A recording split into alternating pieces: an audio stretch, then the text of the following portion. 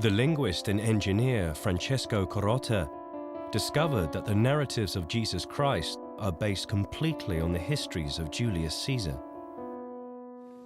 Wenn es diese historische Person wirklich gegeben hat, und es ist eine besondere Person, und zwar eine, die nicht nur gepredigt hat, die liebet eure Feinde, sondern praktiziert hat und daran zugrunde gegangen ist, wo ist das Problem? Das ist nur ein mentales Problem. Aber in Wirklichkeit ist das sozusagen das Wiederentdecken der echten Fundamente der Christenheit, die auch stehen. Die anderen sind in den Wolken. After discovering in 1988 that Caesar's biography had become the sacred story of Jesus Christ, there was a long silence.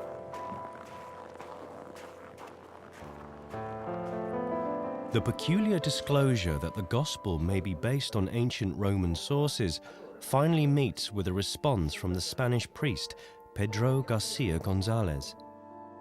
Y entonces está también Marco Antonio ahí como diciendo... Sí. The death of Caesar would then also be the source of the later account of the crucifixion of Christ. Together, they want to reconstruct the funeral ceremony for the betrayed and murdered Caesar. They investigate if and how this historic event may have developed into the story of the crucifixion. Reconstrucciones.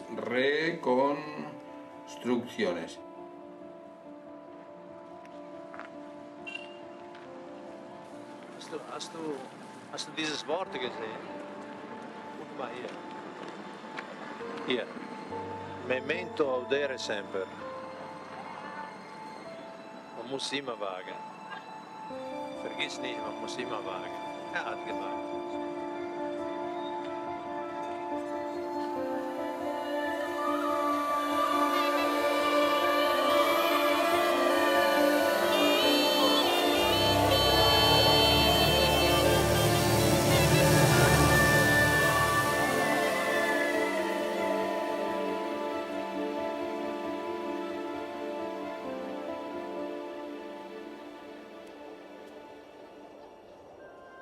A decir mirando a la roca porque lo que venimos a representar este funeral aquí en estas rocas que son nuestro lugar donde tiene mejor luz. Sí, sí, ahí va a ser. Spain, in the winter of 2005.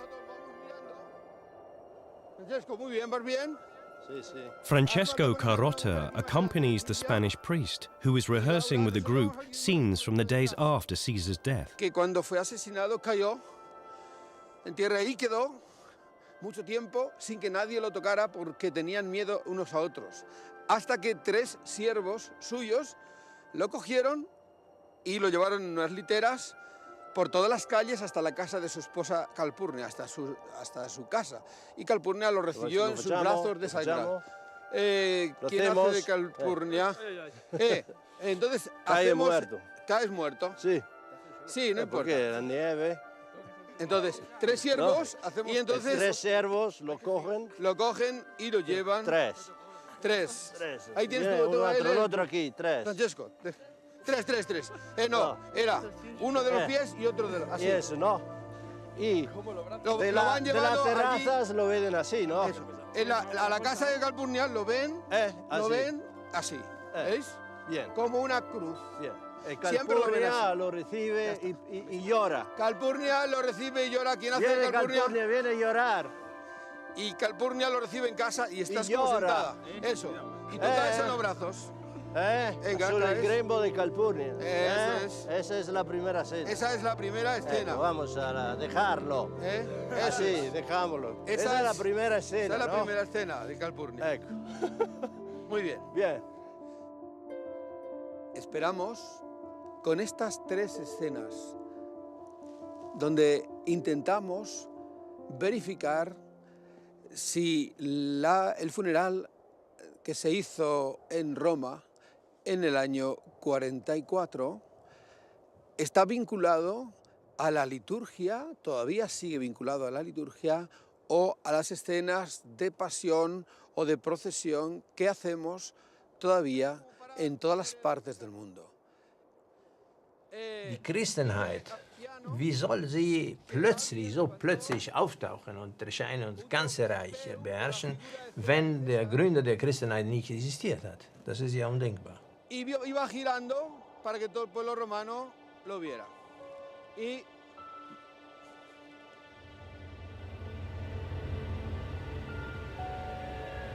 Rome, 44 BC. Gaius Julius Caesar, founder of the Roman Empire, is stabbed to death by a group of senators on the 15th of March. He posed a threat to their vested interests.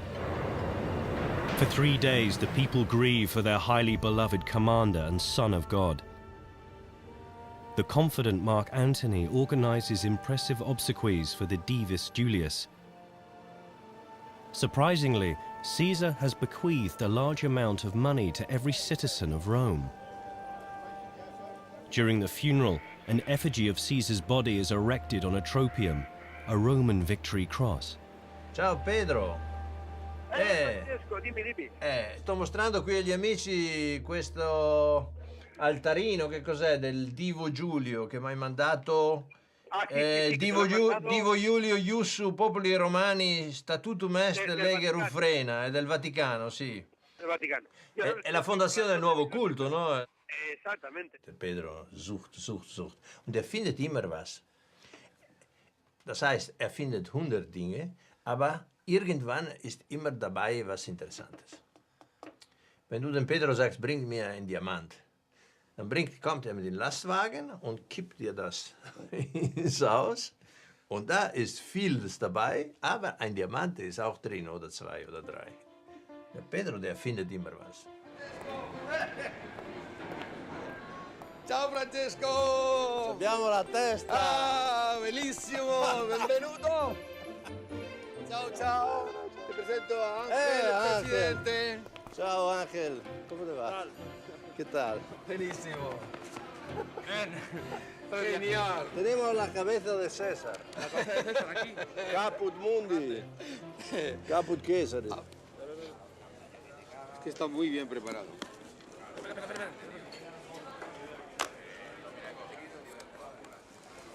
Tú, Ángel, tú. Attento, Atento, Ángel. Cógela. Ángel, cógela tú. Mettilo qui sul tavolo. Vas su, figlio. Appoggialo qui sul A tavolo. ver, Ángel. Ponte aquí. A ver. Das war das Bild von Caesar, das ich im Kopf hatte. Ein Condottiere, ein Heerführer, ein knallharter Typ, ja? Krieg, Macht, so. Plötzlich sehe ich andere Caesar, zum Beispiel diese hier, wo die Pietà, sagen wir mal, die Clementia Caesaris betont wird. Ja? Die Caesar als jemand, der Mitleid hat für die Mitmenschen, insbesondere für seine Feinde. Und von diesem Porträt von Caesar, von diesen Gedanken, dass er vielleicht doch ein anderes Gesicht hatte, wurde ich dazu verleitet, mir die Texte, die Caesar anbetrifft, ein bisschen anderes anzuschauen. Und da dieses hier eindeutig ein Pietà-Gesicht ist, also es sollte Mitleid erwecken, ja? Es sollte Mitleid erwecken im Zuschauer. Auf Italienisch Mitleid ist Pietà. Und die Pietà ist ein typisches christliches Bild, richtig? So. Und dann habe ich das Gefühl gehabt, Moment mal, bei Caesar ist was Jesuanisches. Und das ist nicht möglich. Weil das sind ja 2 Personen, Caesar und Jesus, die haben miteinander nichts zu tun. Er lebt in einer unterschiedlichen Epoche und unterschiedlichen Charakter. Der eine ein Feldherr und der andere ein Barfußprophet. How could the funeral ceremony of Julius Caesar have transformed into the later account of Jesus Christ's crucifixion? During the Semana Santa, the Holy Week, the villagers perform the annual Passion. Now, the Spanish priest, along with the linguist Francesco Carotta, wants to reenact scenes from the unknown mourning ritual for Caesar, reconstruct it on the basis of the classical text, build props, and perform it with actors from the village. Tú, Ángel, tienes Si quieres ser muerto, toma eso, papel. Si quieres ser vivo, toma Se el parece. Es que por el pelo. Antonio. Se parece la... Sí, Se parece verdad. Yo creo que Juan puede ser Marco Antonio. Vamos. Tiene así, bueno. Sí, Había, pero hay un problema para ti. ¿Por qué? ¿Qué problema? Porque César fue muy vanitoso, se epilaba. De Pilar. Tú van a epilar. Es complicado, ¿eh? Me pides tirar la cera. Una cena primordial del funeral de César. ¿Tú puedes explicar, Pedro, lo que pasó aquí? sí, bueno, Piano, Suetonio, etcétera, todos los que hemos dicho, describen alguna escena, el trozo del funeral. Pero el momento central es Marco Antonio está haciendo la oración fúnebre. Es muy importante las oraciones fúnebres. Que Marco Antonio, en plena oración, levanta la lanza y descubre esta toga, que es la toga ensangrentada, y descubre la figura de cera de César con todas las dagas, porque describe a César reposando en un féretro que tiene la forma del templo de Venus. Y este tropeum dice que giraba en un mecanismo para que todo el pueblo de Roma lo viera. Tenemos todo el pueblo de Roma aquí. Entonces giró el tropeón y vio todo el pueblo vio su cuerpo destrozado por las heridas. Exacto. Así tal cuentan la historia. Entonces vamos a hacerla primero, que levantan el tropeo. Vosotros lo levantáis, os agacháis. Marco Antonio hace la inclinación con un solo gesto, hizo una oración, unas plegarias, se cantó unas plegarias. Y de pronto, en medio de la plegaria, levantó la toga Con la lanza. con la lanza.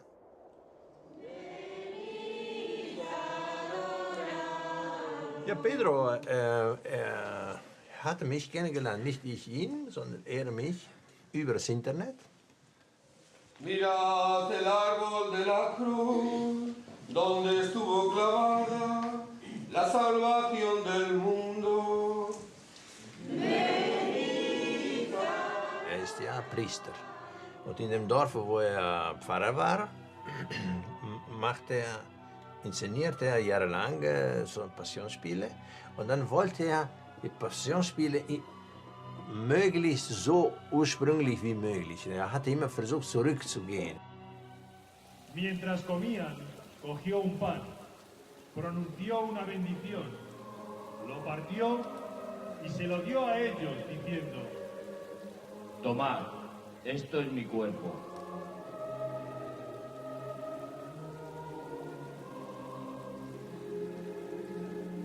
Er ging von der Passion von Matthäus zu Lukas zu Markus und dann war er bei Markus, als er gemeldet hat. Und dann bei Suchen im Internet hat er Markus gefunden, mit Markus hat er unsere Seite gefunden und dann hat er mich gefragt, ja, was gibt es ursprünglicheres und so. Und dann habe ich ihm erzählt von diesen, sagen wir mal, julianischen Spuren, die da drin sein könnten.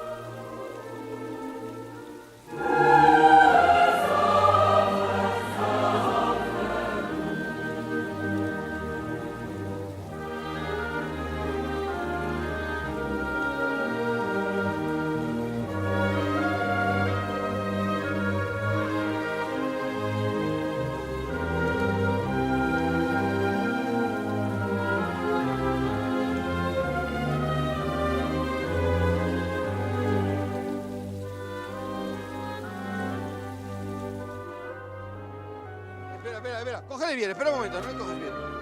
No, no le coges medio lado. Tú, por del otro lado, vale, venga, por del otro.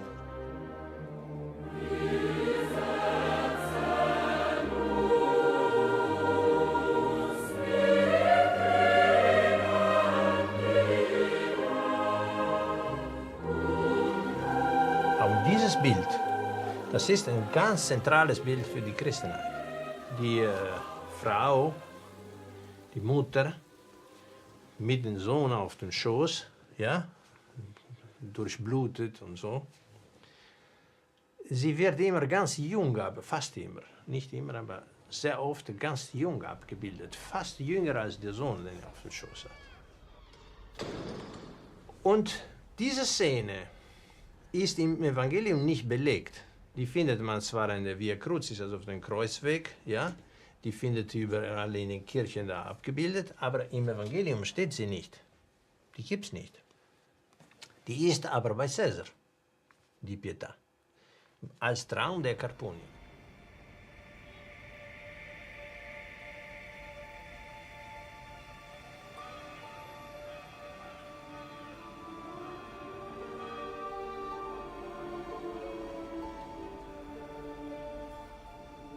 In der Nacht, bevor er ermordet wurde, hatte seine Frau, träumte, dass sie ihren Mann blutdurchströmt auf den Schoß hält und sie da am nächsten Tag wurde ihr Mann ihr nach Hause gebracht, erdolcht und blutdurchströmt und dann konnte sie die Leiche dann entnehmen, auf ihren Schoß nehmen und es war die Verwirklichung des Traums, noch schlimmer als sie geträumt hatte. Thus, a piece of Caesar's history is preserved at the heart of the Roman Catholic Church, St. Peter in Rome. It's the Pieta by Michelangelo. To believers, it's the Mother Mary with her son. But, to the linguist, it displays the true story of the dead Caesar on the lap of his younger wife.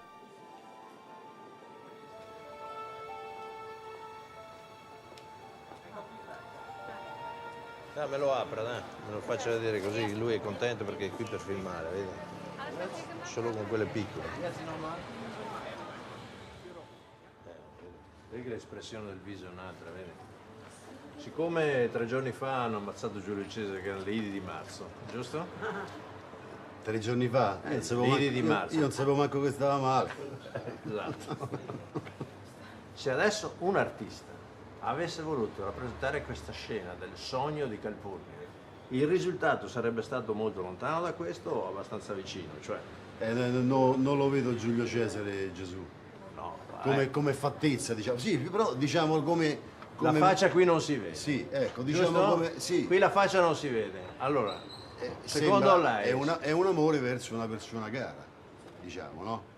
La Madonna, diciamo, se non era la Madonna, era una persona normale, tiene in grembo, diciamo, in braccio una persona cara, quello sì. Una persona ammazzata. Ammazzata, sì. Lei lo sa che nella settimana santa in Spagna gli spagnoli la Madonna, allora il Mater Dolorosa la chiamano la vedova. Ma ce ne stanno le storie in merito, le ho lette pure io.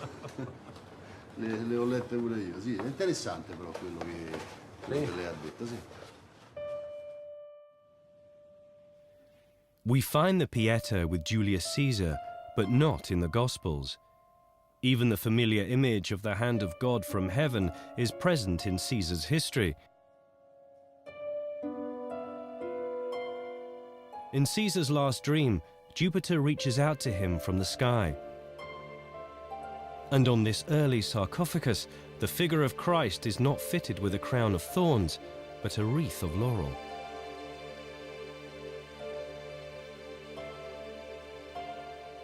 Christ, who is known for his peacefulness, is frequently depicted in early images as a great military ruler and not as a poor prophet. How could the cult around the suffering of Jesus Christ have spread so quickly to every corner of the Roman Empire?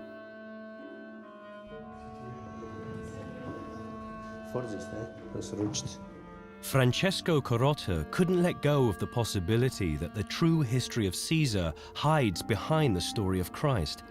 He ended his former activities in the IT industry and has researched almost every day now for more than 10 years. This is not old. It is. Please see. So the water is until here, but somehow after 2 years it's already dried up. Und dann fing er an, die Texte zu vergleichen. Und dann habe ich gedacht, ja, das Evangelium geht von Jordan bis zur Kreuzigung. Wenn ich jetzt Caesar eine Geschichte nehme, dann muss ich eine Parallelzeit nehmen. Und das ist vom Rubikon bis zur Ermordung Caesars, weil der Rubikon war ein wichtiger Schritt und der Jordan für Jesus auch, nicht? Der Anfang einer anderen Zeit, so, eine andere Wirkungszeit. Und dann fing ich an zu vergleichen und da steht, schaue ich mir beide Texte in Parallel an und dann steht hier, Caesar war in Gallien, bevor er über den Rubikon ging. Und bevor er über den Jordan ging, war Jesus in Galiläa. Jetzt habe ich hier Gallien und hier Galiläa. Dann kommen sie beide in eine Stadt. Und bei Caesar heißt die Stadt Corfinium, und bei Jesus heißt die Stadt Capharnaum. Gallia, Galiläa, Corfinium, Capharnaum. Und dann klingelt es schon bei mir im Ohr. The accordances between the Caesar text and the later Gospels are striking. Different expressions and stories arose from copying mistakes in the transition from the Roman sources to the first Gospel. Original military terms thus receive new meanings in the corresponding passages in the Gospel of Mark. Wir haben hier die klassische Quelle, Velleius Paterculus. Diese Wörter kommen vor auch im Markus Evangelium. 2 Wörter kommen wörtlich, eine identisch vor, Legiones und Legio. Eine in leichter Abwandlung, Monumentis und Monumentis, interessanterweise auch im selben Fall. Und das andere Wort Obsessis wird umgeschrieben, ja, mit Homo in spiritu immundo und den anderen Requisiten der Belagerung, die Catenis, Ligare, Compedibus und Compedes und so weiter. Sekunde bitte.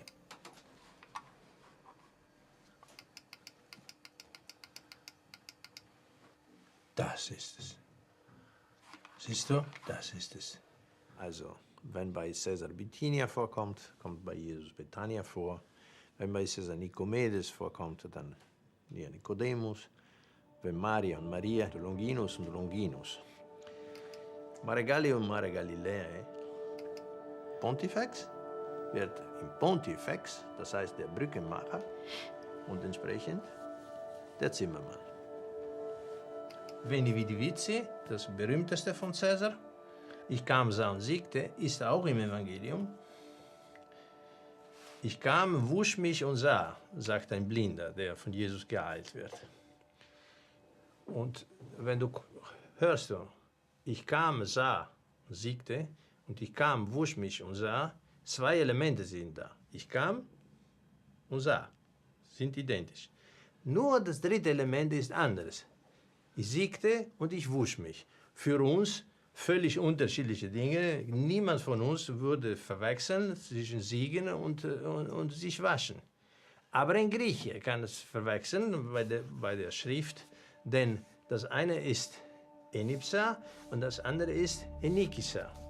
Das heißt, sie sind fast identisch in der Schreibweise und auch noch ähnlich in der Aussprache. All the famous sayings of Christ are already found in the earlier Caesar text, with the same words in the same sequence. Margarita, Herr, ich muss dir was vorlesen. aber nicht in dem Schutz. Was ich heute geschrieben habe. Ja. Nicht in dem Schutz. Ja, Ja, dem fürchterlichen. Ich habe jetzt was geschrieben, schau. Das ist jetzt für die englische Ausgabe. Ja. Es gibt ja diese Texte. Caesar sagt, wer er ist, wer nicht auf meiner Seite ist. No. Ich lese dir auf Englisch vor. Ja. who is not on any side is on my side. Und Jesus, who is not against us, he is for us.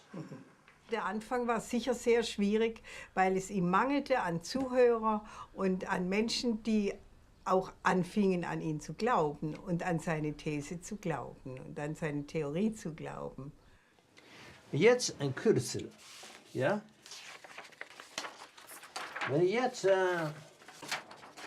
Wenn wir kürzeln heutzutage, wir nehmen erste Buchstabe, richtig? Aber die Griechen, zumal eine Beugung gibt es in Fälle, um auch zu verdeutlichen, wie im Satz drin ist, haben sie immer erste und letzte Buchstabe genommen. Wenn man die Abkürzung von Julius macht, hat man die Abkürzung Is. Und wenn man von Jesus die Abkürzung macht, hat man auch Is. Das heißt, wir lesen als Jesus, weil wir gewöhnt sind, das Jesus zu nennen. Der Retter. So. Übrigens, der Retter war auch Titel von Caesar.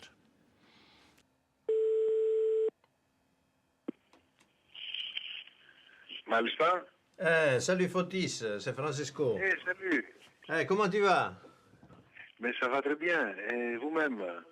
Ça va. Bien passé la Noël? Mais bien sûr, bien que Noël chez nous, enfin chez moi, c'est plutôt calme. On prend le temps pour réfléchir. I received it as a shock. As an Orthodox, Greek Orthodox, I was not prepared to accept not only that Jesus was not a historical figure, but also that he was of Roman origin. A change of paradigm in the history of religion.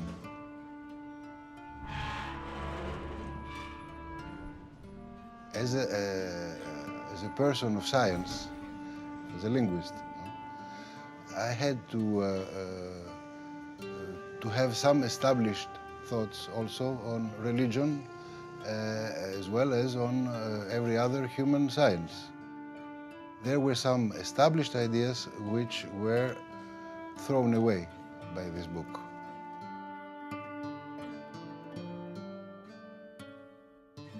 If you can prove that Caesar was crucified somehow, his effigy was crucified, as one can see when one reads the book, and that we have a crucifixion of Caesar as we have a crucifixion of Christ, then you have good proof. You have plausibility, huh? And on top of that, you have hundreds of resembling words or resembling meanings. You have, for example, Gallia Galilea. You have Corfinium Capharnaum. You have Lepidus Pilatus, with the two consonants interchanging, Lepidus Pilatus. Caesar is said to have said that the best death is a sudden one. And he said that the night before he died, during his Last Supper.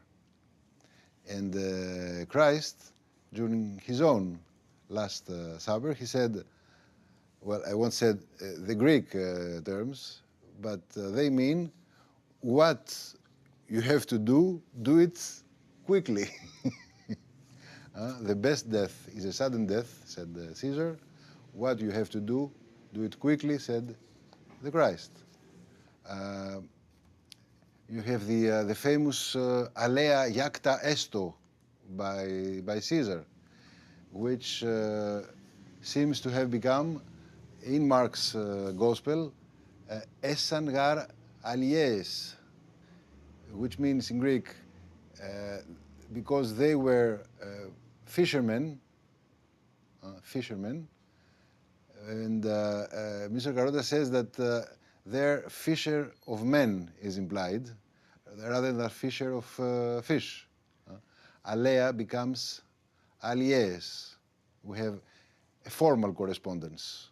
By itself, this is not proof, but it's plausible.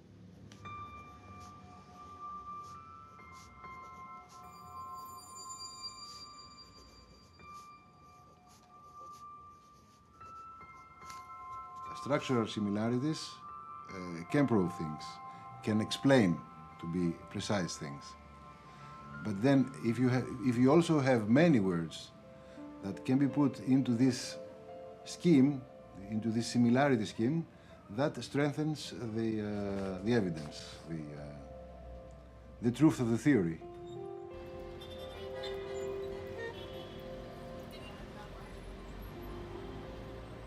Manchmal, wenn ich in der Kirche bin, ich gehe nicht so sehr oft in die Kirche, aber wenn ich in der Kirche bin, dann denke ich, irgendwas läuft anders hier, wie das, was ich jeden Tag höre und was ich mich mit beschäftige. Schwierigkeiten habe ich eigentlich nicht damit. Es ist exakt die Beschreibung der Ermordung Caesars. Einer kam und küsste ihn und der andere fasste ihn an die Schulter und zog die Klamotten von der Schulter. Und das war der Augenblick, wo das zugeschlagen. We find all the characters from Christian narratives in the earlier history of Caesar at the same positions with similar meanings. The congruences are striking. Both are son of God. Both die on the same date, the 15th of March and the 15th of Nisan. Both are accused of striving for kingship. Both wear a red robe and a crown. Caesar a crown of laurel, Christ a crown of thorns. Both are shown on a cross.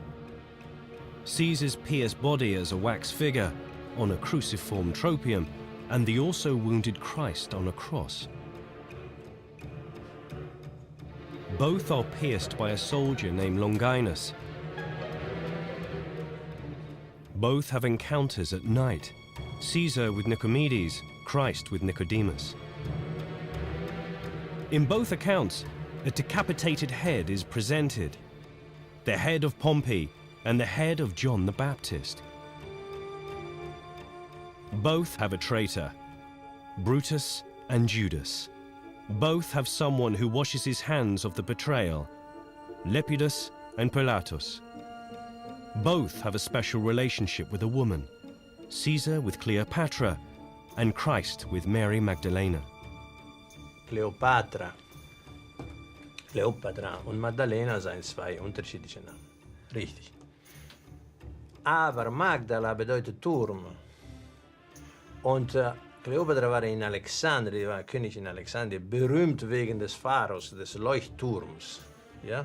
Das heißt, die war die Frau von der Stadt vom Turm. Und das, wie wir heute sagen würden, wenn sie Pariserin wären, dann sagen würde die Maria von der Tour Eiffel. Und das wäre die Maria von Paris. Ja? Und so damals auch. Und übrigens, ihr Name taucht auch auf im Evangelium, denn es gibt ein Evangelium, wo eine Maria von Kleopas vorkommt. Das ist der Anfang des Namens von Kleopatra. Ja? El Rubicon va en el mar, ¿no?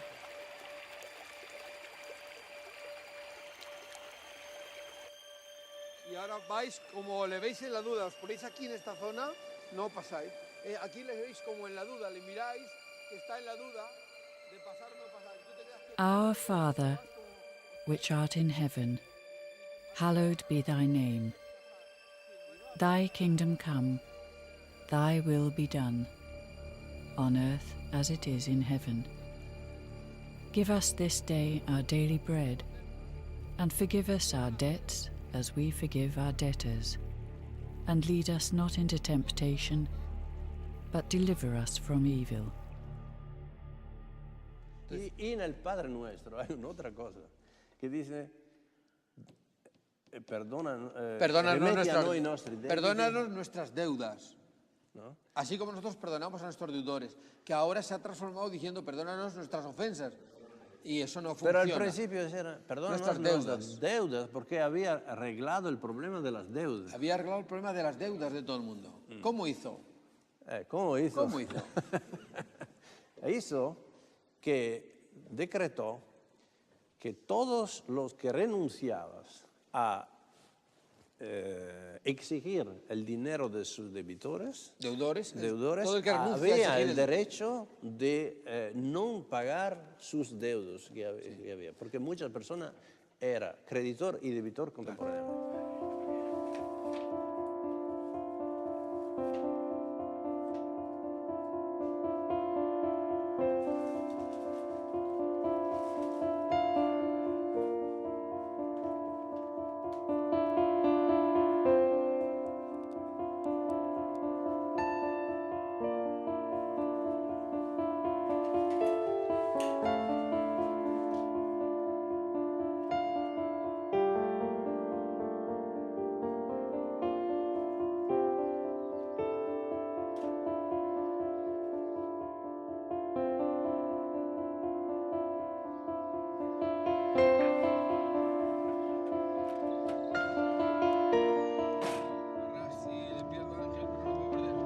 Since meeting a few years ago, Carotta and Garcia Gonzalez have searched almost daily for the traces of Caesar.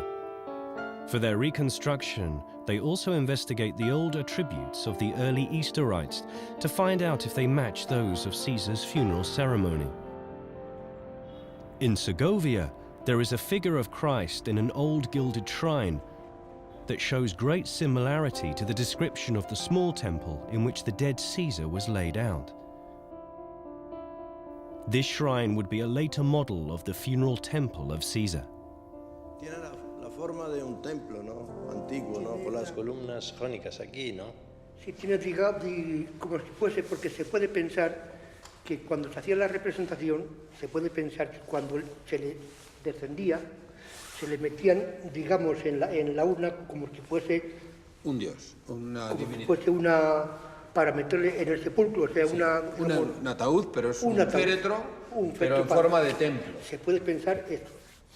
Und deswegen ist für unsere Konstruktion interessant, dass wir hier etwas finden, das eigentlich exakt der Beschreibung von Sueton entspricht. Und wir sehen aber auch, dass es auch handlich ist. Zum Beispiel hier konnte es transportiert werden. Und da steht in der Quelle, dass die Senatoren und die anderen Honoratioren das selber getragen haben. Und man sieht, dass hier die Möglichkeit gibt, damit viele Leute das tragen. Das ist nicht ein Grab, sondern das ist ein Ciborium, um die Leiche für das Funeral, für das Begräbnis zu tragen. Aquí hemos descubierto algo muy interesante, que el templo, el féretro, por decirlo así, tiene la forma del templo de Venus. Mira cómo tiene las columnas, que en el templo de Venus son así, sí. Son del mismo estilo. ¿Ves el estilo que tiene? Es el mismo estilo de columnas. Se puede decir, ¿no? Ese es. Se puede hacer. Se puede hacer todo. Perfecto. Sí. ¿Podríamos sacarlo? Sí. Esto un poquito. ¿Ah, sí? Ah. Muy bien. Y después se abre. Se abre. En la cruz. En la cruz. Fijado Se le en la cruz. Se le crucificaba. Y se lo metía a la vertical. Le metían la lanzada. Le bajaban y le metían dentro digamos, del sepulcro. Ah, sí. Eso fungía como sepulcro. Exacto. Sí. Y aquí le metían la lanzada. La lanzada. Y por eso hecho una figura en cera, como cayó, y la fijó en una mecané que no se sabe cómo es, con una forma de cruz, probablemente como un tropeo, y la levantó para que todos lo vean, ¿no? Esa figura en cera, hay Agustín que está haciendo la figura, no la hace en cera porque no sabe trabajar la cera, pero intenta de hacerla de madera.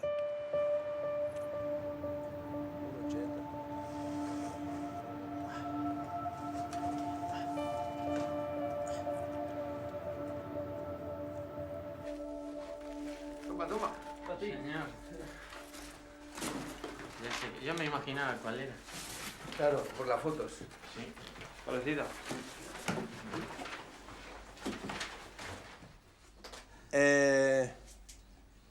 Así era César vivo. Y como ves, es una expresión de un vivente. Sí, sí, sí. Hay que decir una cosa, que nosotros naturalmente la figura de cera era una figura de César ya muerto. Si vemos una de las primeras representaciones del Cristo, que se ve a Londres. En Londres. En una caja de marfil y boribox. Sí. Hay exactamente esa situación. Que no cae y que no tiene clavos en los pies. Pero la fuerza, peso se ve de aquí, ¿no? Sí. La fuerza, ¿cómo se Como cuelga Judas, en este caso Judas, como cuelga. Cuelga del cuello y se ve que la fuerza de gravedad está muy bien demostrada por el escultor. Mientras que en la representación del 340 o 50, esa es la edad, que es la época, no está colgando.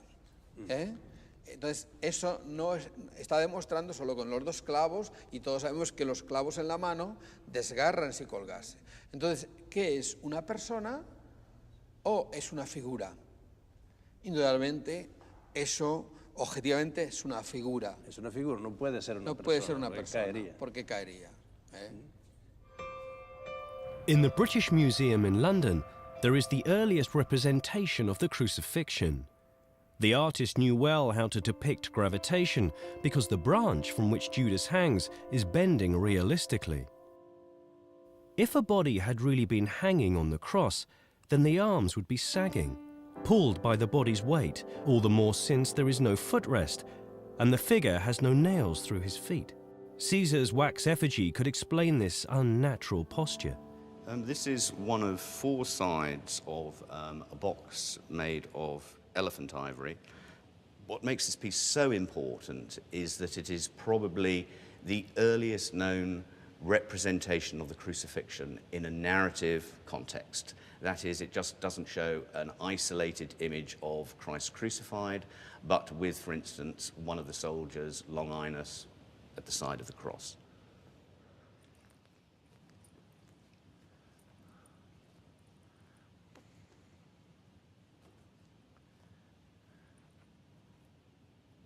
On this side here, you have Judas hanging from the tree with the pieces of silver. He betrayed Christ at the very bottom underneath his feet. And here you have Longinus, one of the soldiers at the crucifixion. The feet of Christ are unnatural, stiff, horizontal, but the toes of Judas are pointing downward, like those of a real corpse. This earliest crucifixion scene could of course foreshadow the resurrection of Christ, but would also be explicable if it showed an effigy, as with Julius Caesar. The artist is very well depicting gravitation, but can you explain why Jesus is so more like a puppet on a string? String? No. And the Lord has no nails in his feet. No, that again is that is not that unusual at this this period in the development of early Christianity. Especially noteworthy is the figure's facial wound, which is explicitly reported for Caesar. And Caesar meets his death for the same reason as Christ, because of his controversial kingship. The original wax figure of Caesar's body would be the logical precursor of the crucified one. Die Wachsfiguren haben in der Kirche eine Tradition, weil das römische Sitte war, vom Verstorbenen eine Wachsfigur anzufertigen und sie da zu zeigen, wie sie im Leben gewesen war. Und deswegen hat Marcus Antonius den Gedanke gehabt, dem Volk zu zeigen, wie ihr Gott und ihr bester Mann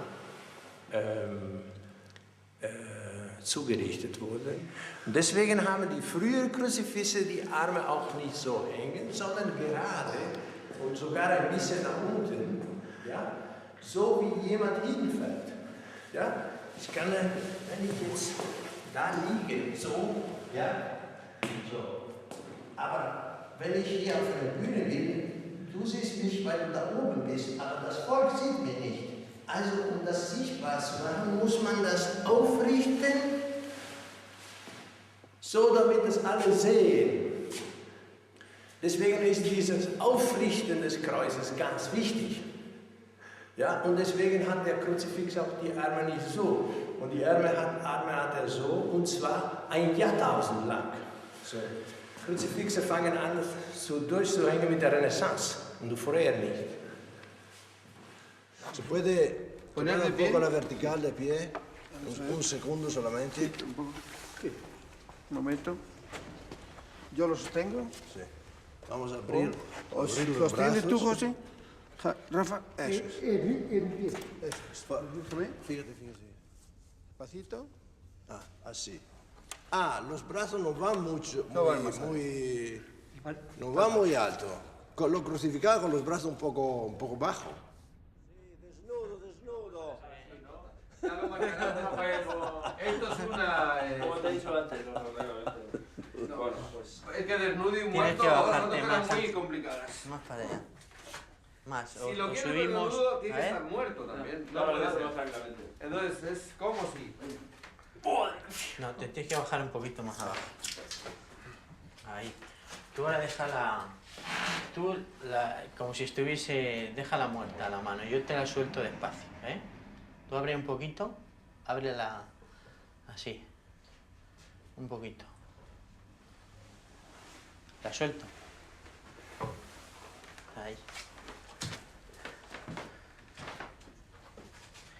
Este de aquí. Déjale. Abre un poquito. Ahí.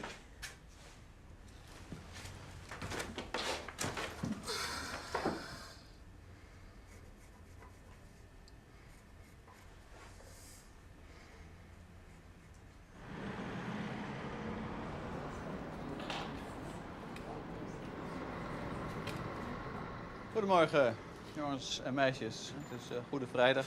Eigenlijk horen we hier niet op school te zitten. Maar door een of andere soort gedrevenheid ben ik hier gekomen en zijn jullie hier gekomen om eens even te bekijken wat Goede Vrijdag nou eigenlijk voor een soort liturgische viering is. De dood van Jezus plus de opstanding. En het aardige is, in de uitbijlage van de Leeuwardenkrant zien we hier opstaan. Ja, in paasvuur. Het branden van een vuur wordt vaak gedaan bij een begrafenis. We noemen dat, je weet het natuurlijk wel, geef het Latijnse woord maar even. Crematie. Ja. Ja, ik probeer deze theorie aannemelijk te maken voor leerlingen. En ik merk bij heel veel leerlingen dat ze ontzettend enthousiast zijn en daarin meegaan en tegenopmerkingen maken. En dan krijg je een hele leuke discussie in de klas. En ja, dan kost het me gewoon weer een les. Als ik eenmaal begin, dan houdt het ook niet meer op. Dus weer een les voorbij. Wat voor een beeld zou men kunnen hebben over Caesar? Noem nog eens wat dingen die je te binnen schieten. Ook krijgshaftig. Krijgshaftig. Goed. Nog een titel die bij Caesar past. Toch ook wel barmhartig. Latijns woord voor barmhartig is? Clementia. Iets harder? Clementia. Ja, clemens is barmhartig, dus clementia is de term die daarbij hoort. Ik denk niet dat dit trouwens een beeld is dat de massa heeft, hè? Dat Caesar zo barmhartig was. Goed, nou je kunt zeggen hij is dictator, hè? Rukzichtloze dictator. Men kent Caesar uit de bronnen en daar komt helemaal niet een weldoener naar voren die geneest. Dat is ook logisch dat men in die categorie blijft zitten. En Jezus, ja, dat hij iets met Caesar, de generaal, de grote overwinnaar, te maken zou hebben. Het is natuurlijk moeilijk te vatten voor mensen. En men blijft dan maar liever in het vertrouwde karakter zitten. Is hij niet met Venus verbonden? Of, Ja, uiteraard. Oké. Hij is als het ware de zoon van God, hè? Hij is de zoon van Venus. Via wie? Via Eneas. Via Eneas. Hè? Eigenlijk Julius, zoontje van Eneas. Eneas. En Venus. En Venus is liefde. En wat is het kenmerk van het christendom? Naast de liefde. Hij werd niet na zijn dood tot God verklaard, sterker nog, zelfs voor zijn dood. Ja, het is nog erger. Hij was al God terwijl hij nog mens was. En hoe noemt Jezus zich? God die mens geworden is. De mens geworden God, hè? De op aarde verschenen God. Ja, op aarde verschenen. We haben Jesus, der ist der Sohn Gottes, sagen wir. Und Caesar, Sohn der Göttin. Wir machen den Unterschied. Aber der Grieche nicht. Er sagt, beides sind Sohn Gottes. Weil Gott bedeutet beides. Maskulin und feminin.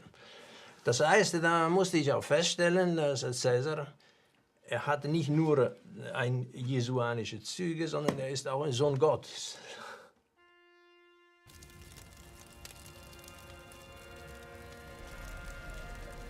As part of the religious rituals during the Easter celebration, a large fire is lit in front of the churches in memory of Christ's resurrection from death. In many places all over Europe, this fire is solemnly borne into the church by the attendants. At Caesar's funeral, there also was a large fire. He was cremated on the Forum Romanum in Rome, where the people came to pay their last respects to their beloved Lord. And they also carried the fire. Caesar werd verbrand midden op het Forum Romanum. Als we die twee met elkaar verbinden, dan is het toch wel aardig om te zien dat beider dood verbonden is met een woord dat eigenlijk precies hetzelfde is. Oké, toeval, hè, zou je zeggen. Maar het zijn argumentaties die je hebt. Je probeert te achterhalen wat nou de historische achtergrond van dat christendom is geweest.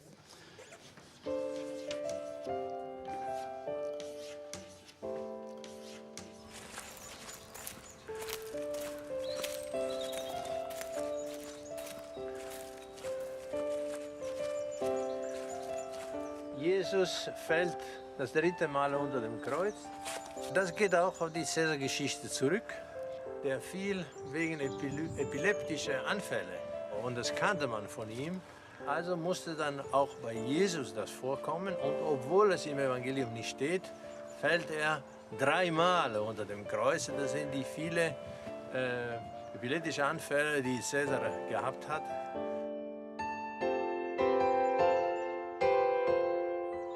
Veronika reicht Jesus das Schweißtuch dar. Das ist auch interessant, das steht auch nicht im Evangelium. It is striking that the original Christian rituals appear within the borders of the old Roman Empire, from Spain to the Greek islands, where Christianity would have spread after developing from the worship of Caesar.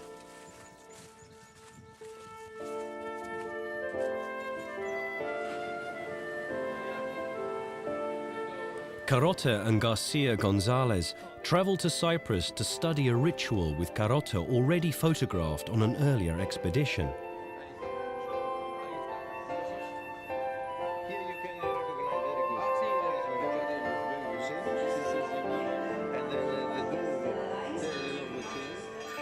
Theophany, the baptism of Jesus, is celebrated throughout Greece on the 6th day of the new year. In this Orthodox ritual, which on almost all Greek islands takes place on the edge of a river or the sea, Caesar's decisive military crossing of the river Rubicon can be recognized.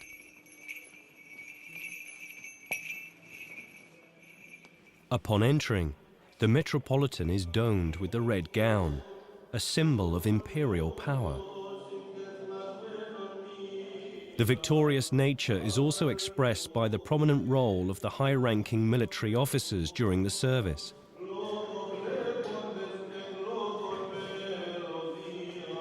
The Metropolitan sits down on the throne that shows the imperial eagle. Next to it, on the cross, is also a lion, the symbol of the evangelist Mark, but also of Mark Antony.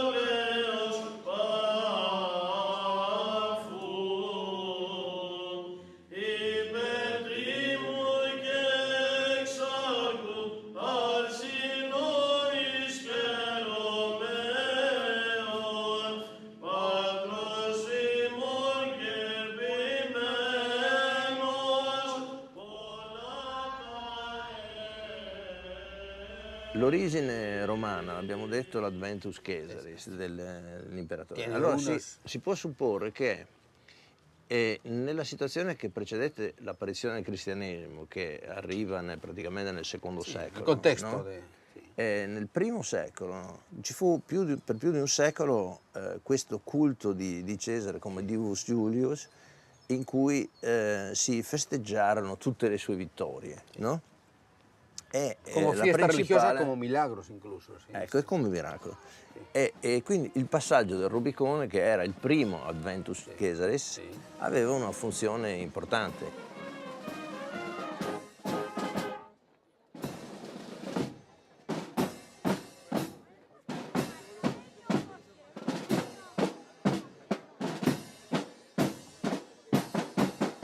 Allora, se vediamo questo testo qua, vediamo che ritroviamo molti accessori, molti elementi che abbiamo visto anche in questa situazione qui, perché abbiamo il flauto e la tromba, erano gli elementi importanti nella marcia che suonavano oggi.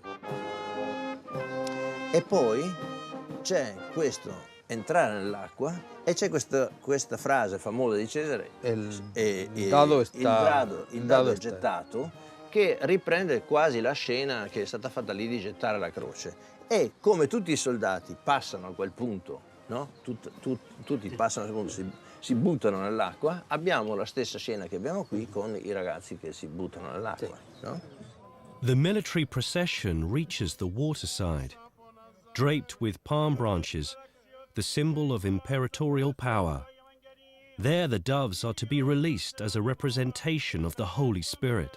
But the dove is also the symbol of Venus and of Caesar, who indeed offered peace and forgiveness to his enemies.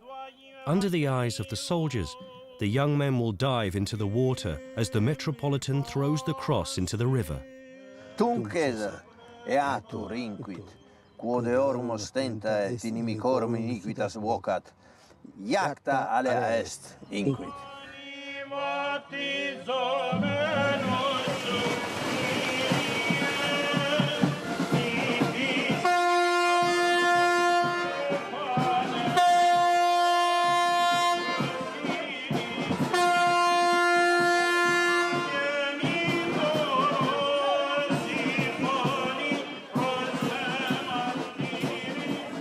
Caesar's heroic adventures finally transform into the miracles of Jesus, when both navigate their ship through dangerous seas, when both reassure their men not to be afraid and not to worry.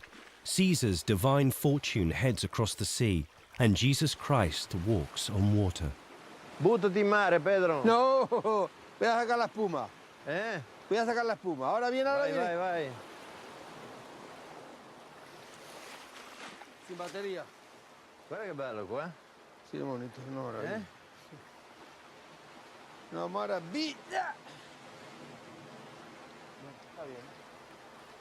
Es tierra volcánica, esta isla es volcánica. Dai, andiamo. Ze hebben geprobeerd om zijn herinnering uit te wissen. Maar er is één man die een belangrijke rol daarin gespeeld heeft. Dat is zijn onderbevelhebber. Je weet hoe die heet? Marcus Antonius, hè? Hé, Marcus. Kennen we die niet ergens van?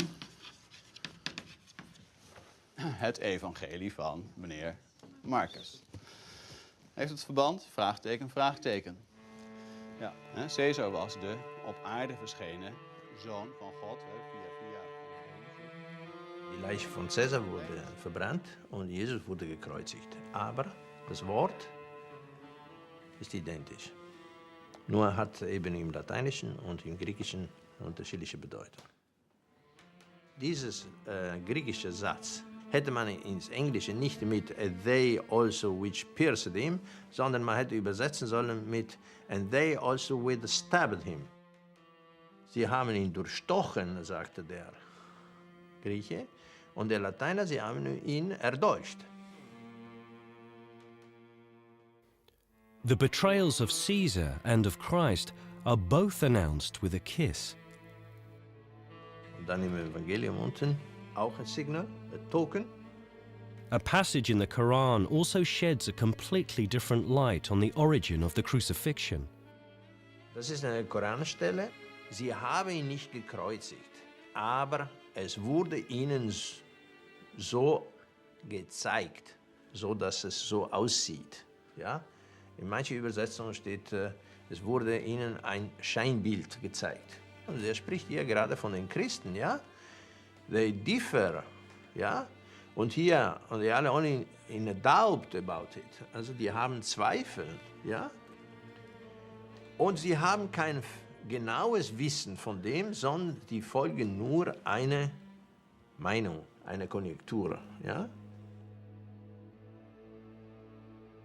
The history of Caesar's passion can not only be detected in ancient scriptures, we find it in very old rituals too.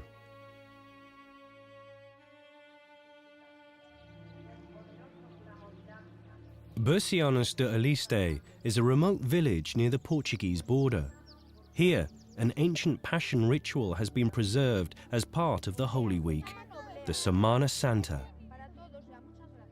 But this ritual does not follow the chronology specified in the Gospels, but that of the Roman sources.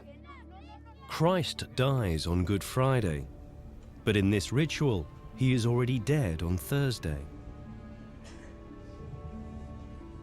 And on the Thursday, women weep at his body. The host, the symbol of the true Corpus Christi, is also distributed on Thursday. Here, even before the crucifixion, the deceased Christ is represented by a priest lying on the floor.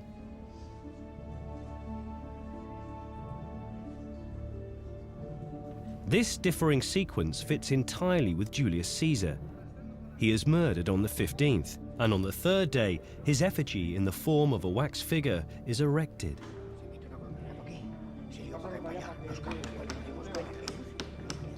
The extensive discussions repeated each year, the insistent hammering and constructing are supposed to refer to the crucifixion of Christ, but they also echo the turmoil and improvisations during Caesar's funeral. The figure of Christ lies in the small temple, is affixed to the cross, and is then displayed outdoors. Caesar's body lay in a small temple too, and his effigy was also fastened to a cross-shaped tropium for everyone to see. With laborious practical diligence, the cross, bearing the likeness of Christ, is erected on the square, so that all residents can see it, as with Julius Caesar.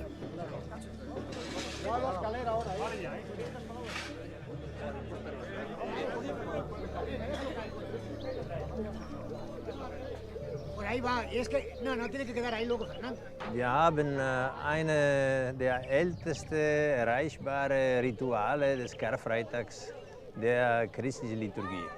Und zwar so, wie das Volk es macht, seit weiß man nicht wie lange, weil hier ein isoliertes Dorf ist, das zu Santiago de Compostela gehörte, zur Diözese von Santiago de Compostela, sehr weit entfernt und daher wenig erreichbar.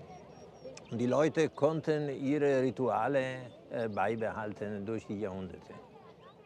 En el nombre del Padre, del Hijo y del Espíritu Santo, que Jesús Nazareno, Rey del universo, muerto por nuestros pecados, resucitado para nuestra glorificación, esté siempre con todos vosotros. El misterio que celebramos es una cruz dolorosa y sangrante, pero a la vez victoriosa y resplandeciente. Su Padre amado, dirigió su afecto frío, viéndose tan angustiado, dijo al eterno Dios mío, ¿por qué me has desamparado? Wie alt dieses Ritual ist, weiß man nicht. Auf jeden Fall kann man Oblaten bekommen. Die sehen so aus wie die Liber, die die Römer zu den Liberalia, bitte, die alte Frauen den Leuten servierten. Brot und Honig, das Fest der Liberalia der Ceres, Liber und Libera. Die Schrift und die Tradition sind zwei Säulen, ja, desselben. Das heißt, wir haben die Heilige Schrift und die Heilige Tradition. Die Schrift, wir wissen, die Evangelien sind geschrieben worden zwischen 70 und 100 des ersten Jahrhunderts. Aber die Tradition, wir wissen nicht, ob sie nicht älter ist. Professor Rodriguez Pascual studies Christian rituals. He is interested in this new explanation of the Christian origins. Existió también culto a ese Dios único, a Júpiter, concretamente primero, y después a Julius. Pues es posible, es posible. Yo creo que esa es la labor vuestra de los investigadores. Por eso yo pienso que como hipótesis de trabajo es muy importante. Y además porque llena un espacio que no sea, desde el punto de vista de la investigación, heurístico. Heurístico, ¿no? Heurístico, es la parola, no se ha hecho nunca, ¿no? Vamos a situarnos ante Él, o mejor aún, vamos a incorporarnos a su vida para llenarnos de los frutos de salvación. Wenn wir das hier gewesen wären, zur Zeit Konstantins, dann würden wir sagen, das ist das christliche Ritual. Aber wenn wir hier gewesen wären, sagen wir mal im Jahr 10 vor Christi Geburt, als Christus noch nicht geboren war, und wir hätten dasselbe gesehen, wenn sich das auch da abgespielt hätte, dann hätte es ausgesehen, die Bauern von hier hätten gesagt, aha, das ist das Bausetzungsritual von Caesar, weil alle Elemente und Requisiten, die sind auch anwesend. Da wurde ein Ciborium gemacht in Form von einem Tempelchen. Da war eine Figur drin. Zur Zeit Caesars war es eine Wachsfigur. Hier ist mehr Holz als Wachs, aber auf jeden Fall eine Figur. Diese Figur wurde an ein Tropäum gehängt. Für Caesar wurde es dem Volk gezeigt, um dem Volk zu zeigen, wie die Mörder ihn zugerichtet haben. So, das heißt, von diesen Ritualen wird uns gesagt, das ist uralt und wir wissen nicht, wann angefangen hat. Hat es angefangen zur Zeit Konstantins oder vielleicht ein bisschen früher, dann würden wir sagen, es ist christlich. Aber hätten wir dasselbe gesehen vor Christus, dann hätten wir gesagt, das ist das Beisetzungsritual Caesar. Das heißt, wir sind in der Situation, die der deutsche Theologe Ethelbert Stauffer in den 50er Jahren beschrieben hat. Er hat gesagt, Achtung, die Osterliturgie, insbesondere die Karfreitagsliturgie, die folgt nicht dem Evangelium, sondern folgt dem Beisetzungsritual Caesars.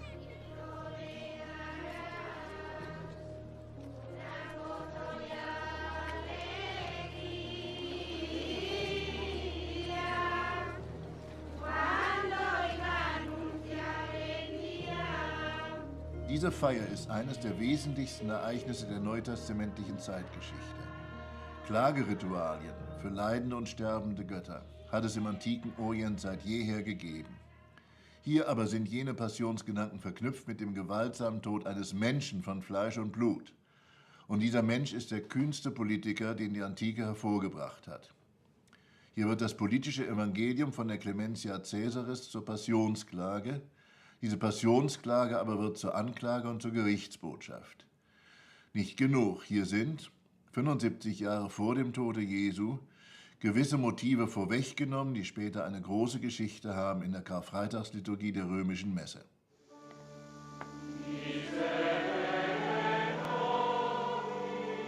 Regarding the Pope, One also recognizes elements that refer to Caesar. Both Julius Caesar and the Pope bear the title Pontifex Maximus, the greatest builder of bridges. And just like Caesar, the popes too were carried in a sedan until the middle of the 20th century. The three images of seashells on his garment refer to Venus, Caesar's divine mother. The original form of the crozier, the pastoral staff, dates back to Caesar's times as well.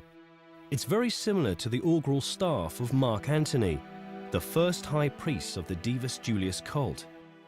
Another salient detail are the red shoes that the Pope wears during the inauguration, which, according to the sources, were also worn by Caesar as a sign of his royal ancestry.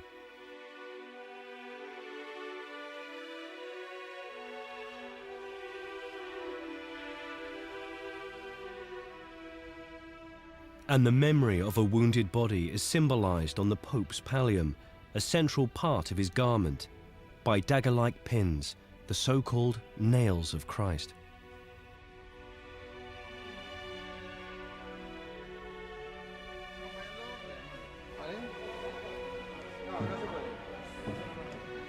Venga, vamos.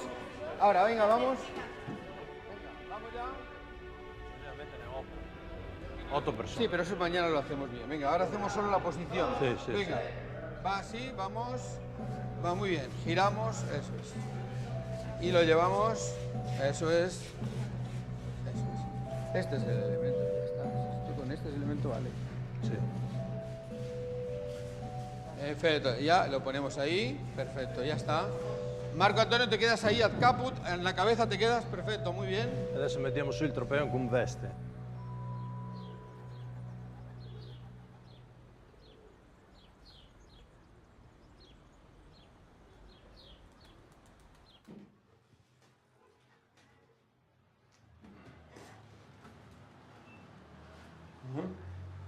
Devolvemos ya, ¿no? Sí, sí, lo volvemos como fue. Bien. Por supuesto. Hay mucho impacto con el cuerpo de Jesús, la cabeza de Julio César. Mucha polémica. ¿Polémica? Polémica.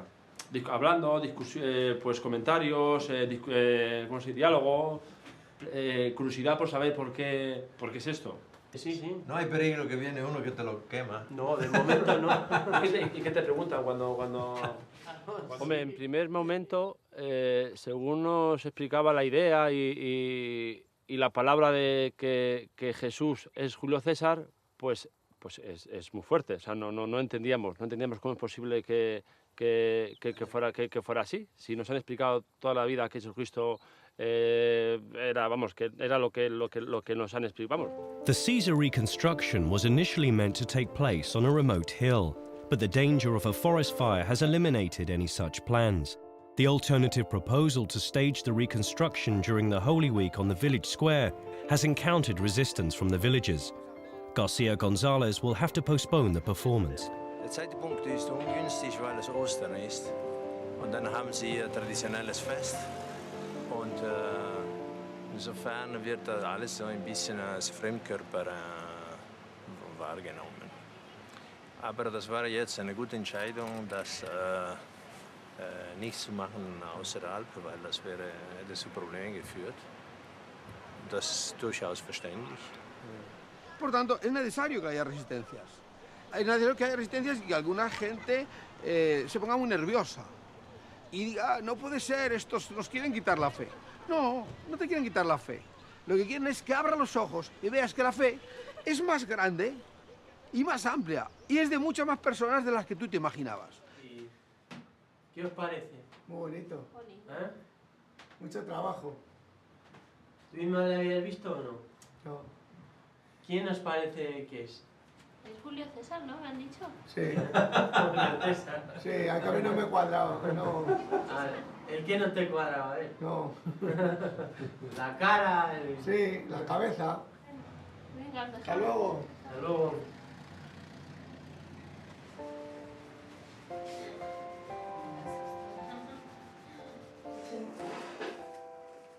The linguist is preparing for a congress with the topic Did Jesus really exist as a person? Das, was vorhin angesprochen haben. Until today, there is no convincing scientific proof of Jesus as a historical figure. Diese zwei Orte, die sind bekannt, dass Caesar an diese beiden waren, als nach oben ging. Ja? Hier Kleopatra, da Venere und hier Tiros und Sidon. So. According to the linguist, the stories of Caesar were relocated together with his veterans who had fought for him in Gaul and had founded colonies in ancient Palestine. Ravenna, Navera, verkehrt rum, silbenmäßig geschrieben, und Navera, Nazera, alter Name, Nazareth ist später rausgeworden.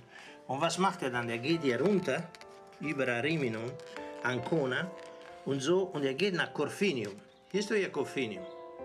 So. The Roman sources mention Caesar's visit to Tyre and Sidon. The two cities do appear in the earliest Gospel, but were faded out and displaced in later Christian writings. Und da sich alles hier abspielen soll, und man lässt sozusagen von Gallien nach Galiläa bringen, und das hier alles hier rum abspielen, dann sieht man, dass Tiros und Sidon viel zu weit vom Schuss sind. Und da man Jesus sowieso immer zu Fuß gehen lässt, oder über den See hier, höchstens. Und wenn man beim Übergang von Markus und Matthäus und Lukas, und sowieso Johannes erst recht, weil es ist eine andere Tradition, und dann hat man Tiros und Sidon einfach abgeschafft.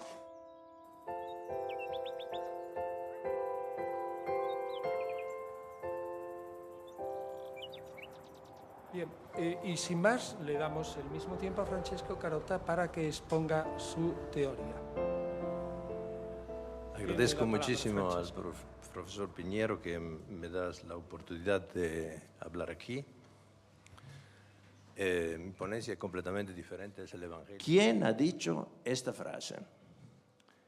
No penséis que he venido a traer paz a la tierra, no he venido a traer paz sino espada. ¿Quién ha dicho eso? ¿César o Jesús?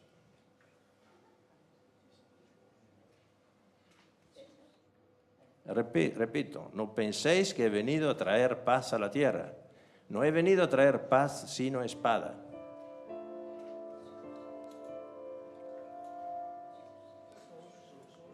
Ah, Jesús. Bien. En Mateo 10:34.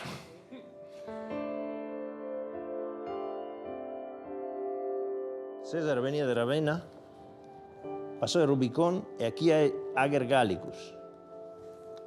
Y la siguiente, ¿veis? Ager Gallicus es importante. Hasta el empiezo de la vía flamínica es todo Ager Gallicus, ¿no? Y por eso el mar enfrente es el mar de la Galia. Que no sabemos, pensemos la Galia es la Francia. Pero aún así, la dificultad a mí me parece que su hipótesis nos sumerge en un mar di dudas tan total. Ho fatto pericope per pericope. Non ho trovato niente in Marco che non si trovi mutatis mutandi in Cesare. E quando ho trovato qualcosa, si trova in Ottaviano, l'altro Cesare. Y que el Evangelio de Marcos utiliza la vida de Césaris, pero de Julio, de Asinio Polión. A mí me parece una hipótesis, vamos, verdaderamente fantasiosa. ¿Por qué? Porque es muchísimo más sencillo explicar que eso se produce en un país con unas coordenadas, por ejemplo, pongamos Siria, que tiene muchos contactos con Palestina y que es muchísimo más sencillo explicar todas las características de la vida palestina, de las costumbres, de todo lo de los judíos, que no pensar que estamos con gente que está transponiendo la vida de un señor de 100 años antes, que es de Roma, con un ambiente totalmente distinto, religioso, político, sociológico. Es que es una... I giudei all'epoca non erano mica solo in Giudea, erano dappertutto. Al funerale di Cesare, Svetonio cita i giudei a parte, dice tutti quanti i popoli hanno partecipato, hanno fatto lutto del funerale, e poi dice i giudei più a lungo di tutti. No? Dunque, per dire questa cosa vuol dire che c'era una presenza dei giudei anche a Roma. Allora, immaginarsi che i giudei improvvisamente erano solo in Giudea è una cosa che non corrisponde alla realtà, perché c'erano in Alessandria, erano in tutte le colonie romane. Se uno dice è strano che si corrispondano, bisogna dire una cosa: se non è vero che il Vangelo viene dalla vita di Cesare, perché Cesare è nato 100 anni prima. Questi paralleli come si spiegano? Perché poi il problema ce l'hanno gli altri, non ce l'ho mica io. Interessante. E la poi, spiegazione più evidente, sì. partiamo dal fatto che lei dice questa è la spiegazione più evidente. No, ma non è che sia no, ma dimmela tu così. qual è la spiegazione. So, bei Caesar hast du Cassius Longinus.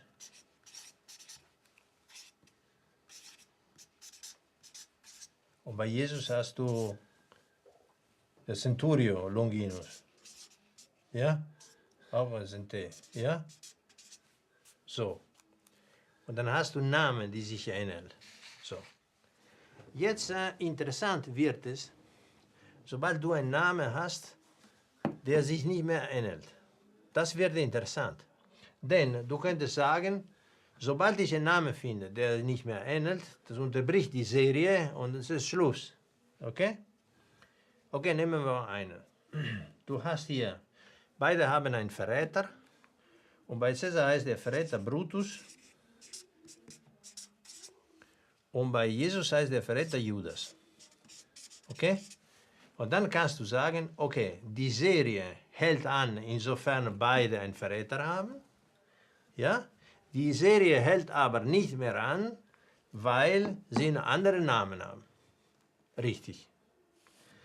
Und deswegen hier lohnt es sich nachzuschauen, denn hier entscheidet es sich, ob die Übereinstimmung relevant sind, signifikant sind oder nicht. Ist es klar? Wir haben noch, beide haben einen Verräter. Insofern die Serie ist noch irgendwo signifikant. Aber sie haben nicht mehr denselben Namen. Und einer könnte sagen, Ende der Fahnenstange, finito. Okay? Wegschmeißen. Alles andere ist unbedeutend. Hier lohnt es sich also genau hinzugucken. Und schauen wir mal. Wir haben gesehen, dass die Abkürzung IS bei Jesus, die ist ähnlich wie bei IS bei Julius. Familienname. Name der Gens. Nicht ähnlich mit Caesar, C und R. Ähnlich mit, also mit den Eigennamen oder mit Gaius, mit den Vornamen, mit den Pränomen. Nein, mit Familiennamen. Also, für den Evangelist war diese Gens, das Gentilitium, war bedeutend. Wir müssen also schauen, hier auch, wie hieß er Brutus? Er hieß Junius.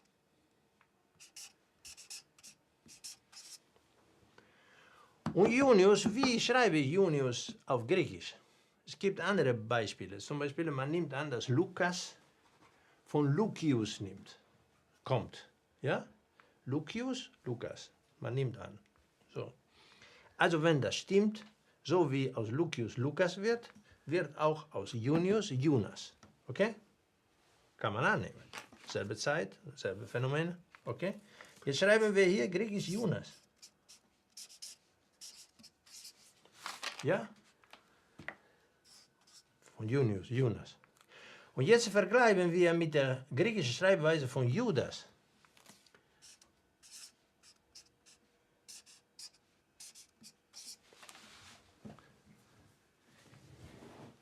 Sie sind fast identisch. Der einzige Unterschied ist die Richtung des letzten Striches von Ni und Delta jeweils. Schau, hier geht es nach oben und nach rechts. Hier geht es nach oben und nach rechts. Der Duktus. Schau dir den Duktus an. Hier geht es nach unten und ein bisschen nach rechts. Hier geht es nach unten, ein bisschen nach rechts. Jetzt gehst du hier nach oben und rechts. Das ist der Duktus. Und hier gehst du nach links. Das heißt, diese zwei Namen unterscheiden sich nur im Duktus vom dritten Strich von einem Buchstaben. Die sind fast identisch. Wenn die Schrift ein bisschen nicht ganz leserlich wäre, dan hättest du es anders waarnemen kunnen. Er is nog één ding waar ik me echt over verbaas. En dat is al die afleiding met die namen die over elkaar heen worden gelegd. En dan is het baboe, bi, ba, zo gaat het dan. En zo wordt het steeds wat anders. En dan denk ik van ja, dan kun je eigenlijk van elke naam wel een andere naam maken. En dan kun je alles wel over elkaar heen leggen. En ja. Ik bedoel, ik heb als tweede naam David, hij heet David. We zitten beide op het gymnasium, hebben hetzelfde profiel, zijn ongeveer even oud.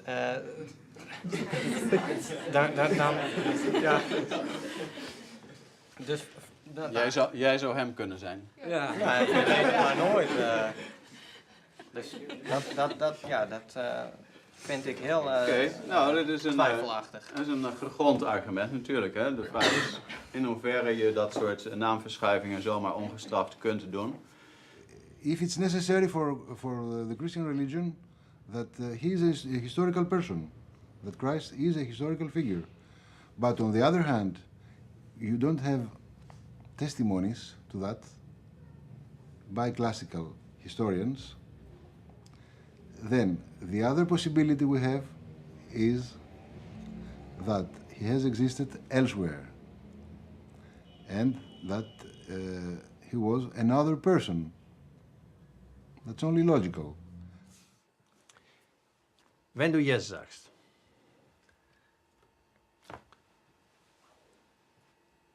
Jesus hat existiert, dann hast du ein Problem, weil bei den Geschichtsschreibern ist er nicht belegt.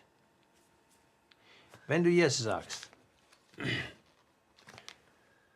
Jesus ist nur ein Konglomerat von Mythen und Legenden, denen man nachträglich eine historische Existenz nachgedichtet hat, hast du auch ein Problem. Denn du kannst nicht mehr erklären, wie das Christentum so plötzlich und so im ganzen Reich entstehen konnte, wenn der Auctor des Christentums nicht existierte. Denn Mythen und Legenden gab es viele. Warum hat sich gerade diese durchgesetzt und nicht die von dem und von dem? So, das hast du in jedem Fall ein Problem. So.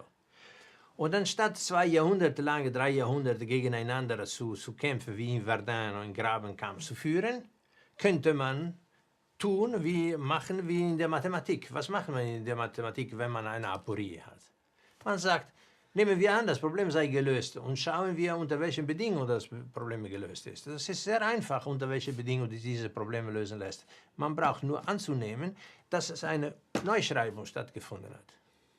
Das erklärte dann, warum du ihn in Galiläa nicht findest, unter seinem Namen nicht findest.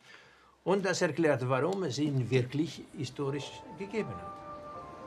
Es ist jemand anderes gewesen, der hat woanders gelebt. Nicht in Jerusalem, sondern in Rom. Nicht in Galiläa, sondern in Gallien. Ja? Und seine Geschichte wurde dann im Zuge einer Neuschreibung transponiert.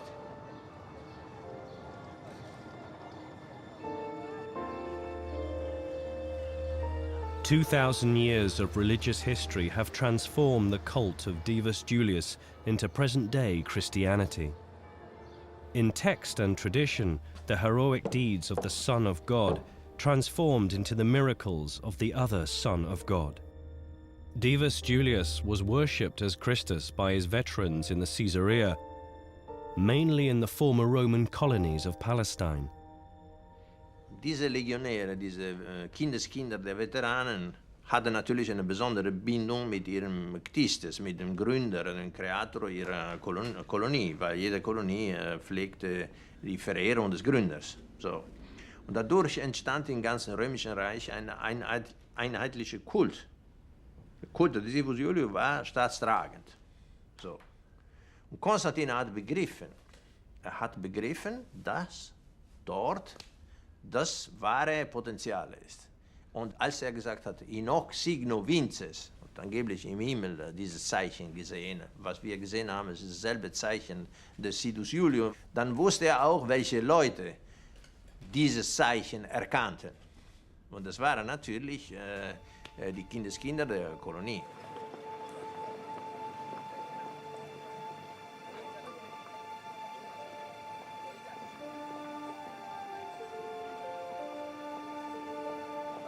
Unter der St. Peter Basilika liegt eine Nekropole.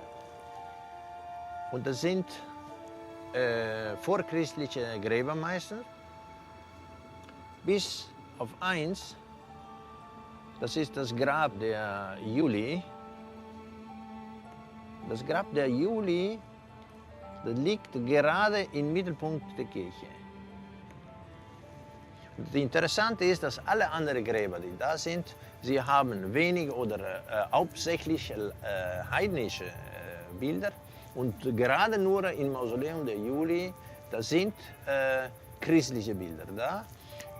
Interessanterweise aber diese christlichen Bilder, die gehen unmittelbar zurück zum Kult, auf den Kult des Divus Iulius. Und es gibt eine Kontinuität aus diesem Julius, der erste große Julius, und dem Mausoleum der Juli, als ob die Juli ihre Tradition aufbewahrt hätten.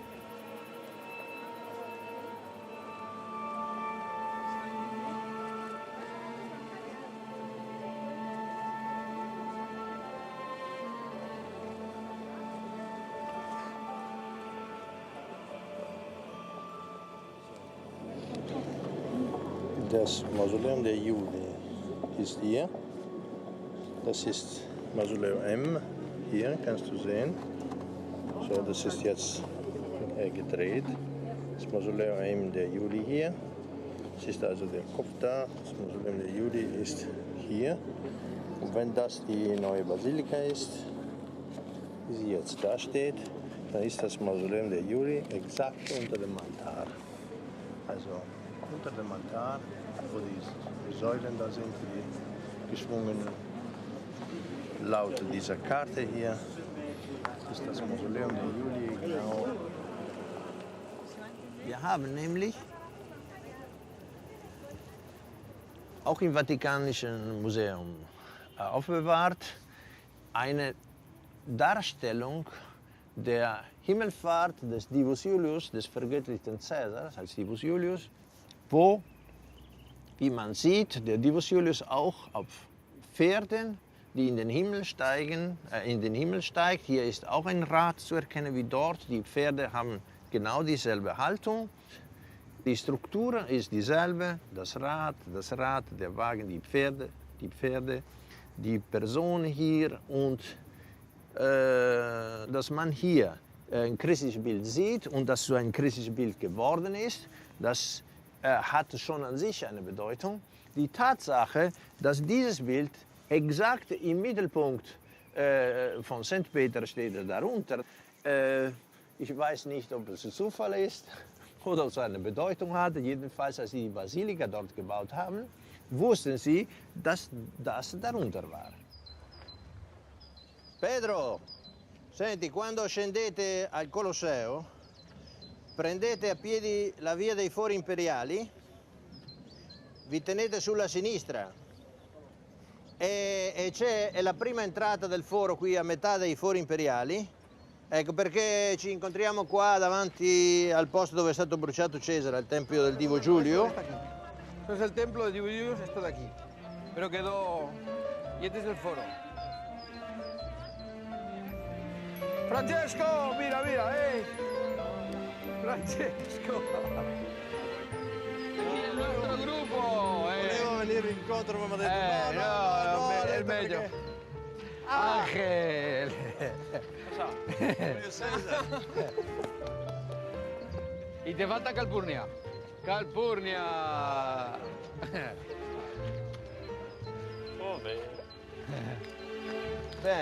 Vamos a ver el templo. Sí. Pues esto está ahí en el... Es como la cruz. Tropeum es una cruz más pequeña que la cruz Los normal. ángeles con el tropeum. The events in the life of Caesar, and especially his tragic death, would be the actual foundation from which the narrative of Christ developed. Just like the churches that stand on the ruins of the ancient temples, the Forum Romanum would be the birthplace of Christianity. De ese lugar que se llama el Capitolio viene levantado una efigie de cera que aparece un crucificado delante del Capitolio, del lugar de la calavera. Luego cuando se reescriben los evangelios es muy fácil reescribirlos porque estaba escrito ya el monte ese era el Capitolio, lugar de la calavera. Por eso que filológicamente es muy fácil descubrir los lugares que se han utilizado. El asesinato en los evangelios aparece, en la pasión aparece que el arresto de Jesús cuando le cogen en el huerto, porque allí En el Teatro Pompeyo era una especie de huerto que estaba de frente, un jardín que estaba de frente del teatro. Estaba al otro lado del teatro un jardín enorme que tenemos aquí, pero ya lo veremos en algún momento. Y entonces, ¿qué aparece? Pues como si lo han cogido en el huerto, pero en realidad ese es el asesinato. Conjurados. Conjurado. Yo soy jurado. Conjurado. Sí, conjurado. Esto es conjurado. Aquí también. Sí, también. Perfecto. César findet die Schuhe sein Mörder. Venga, sí. Sí, en el momento eso tú enseguida, cuando tú ves que tal, en el momento que digamos acción. The senator and officer Cassius Longinus stabs Caesar with a dagger. In Christian writings, it's the Roman centurion Longinus who pierces Christ with a lance. Some experts clearly interpret this earliest depiction as the application of a dagger thrust. Longinus, the soldier, has no spear, but has a dagger. Yeah. Why is that? Again, it's a while, I think, before you get the type of crucifixion which you expect in medieval art. It takes a while for it to develop. So at the beginning, you will find iconographic inconsistencies. It's a dagger, more or less, the movement of a dagger in the side. Well, I mean, except of course, what you do have is, you do have a breakage here. And you have what appears to be a breakage down here. So it is possible that there was more ivory there representing a spear rather than a dagger.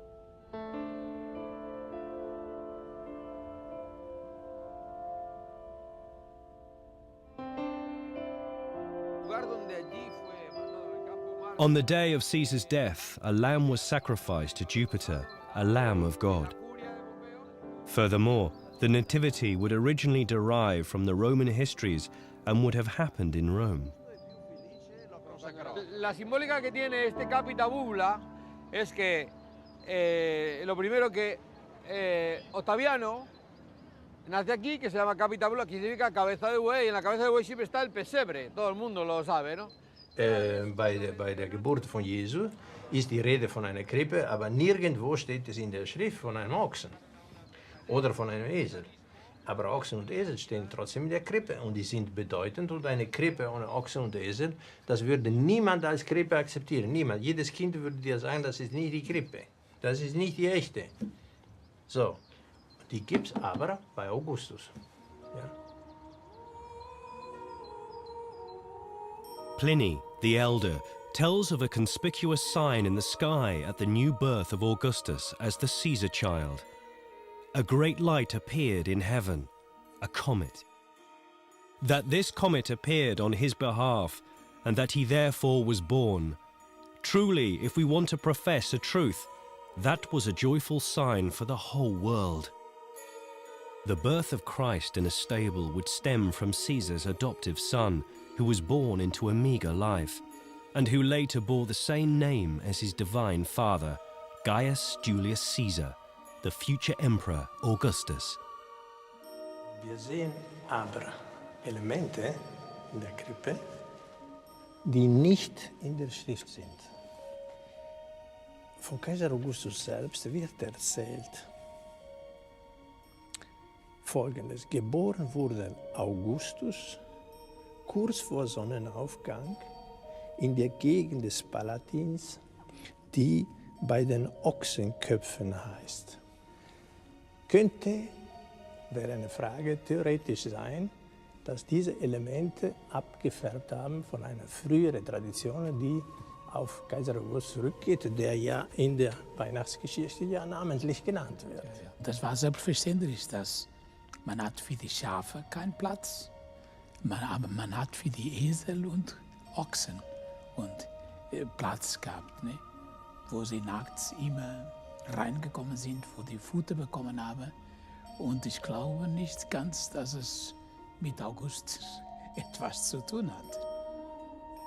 Conspicuously, the child lies at the head of an ox, and next to the manger there's an ass and also a capricorn, two other important animal symbols in the iconography of Augustus.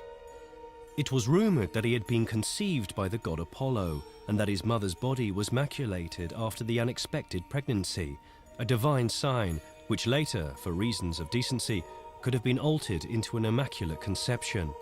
Even the stable of Bethlehem would come from the pantry of Velletri, in which Augustus lived as a little child. Aber gut, ich meine, es könnte sein, aber man muss dann einen sehr starken Glauben haben. So etwas. Weil viel, viel später von der Armut her, wo das Kind allein zur Welt gekommen ist, wo die beiden nicht viel hatten. Ah, kannst du das aufnehmen, dass du ihn auch aufnimmst? Weil er spielt ja Marcus Antonius, damit er die Gäste macht. Nada más es el gesto nada más. Es el gesto. Muy bien. Muy bien. Bueno, yo también digo lo mismo, que me parece bien que haya alguien que haya investigado y haya dicho que cómo es, o sea, cómo ha sido realmente, porque lo que repito es que nos han metido en la cabeza de que era así y realmente estamos viendo que no era como nos han explicado. Y Que se atreva a investigar cosas nuevas. que se atreva, porque es muy importante que alguien, con el cristianismo, con lo importante que es, con la importancia que tiene en nuestro país, en nuestro Claro. mundo, que alguien se atreva a tocar un poco, o sea, a investigar un poquito de ahí. Claro. No es Italia, Roma. Hoy es el día en que ha sido el funeral, que es en el Rostra. Entonces vamos a ir allí al Rostra para después hacerlo o visualizarlo.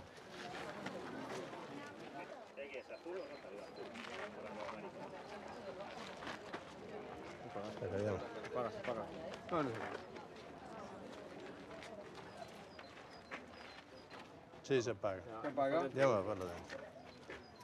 Si appaga, se no dopo non si accende più. Mi accendi anche questo? Cuidado.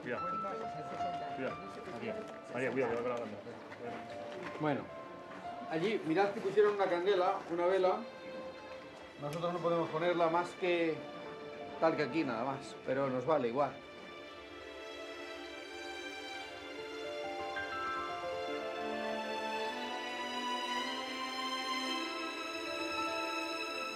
No, es verdad. Muy bien. Hay muchísimo español. Emocionante, ¿eh? Se siente hablar español. Y esto se refleja, es la esencia del cristianismo. La moral del cristianismo nace aquí.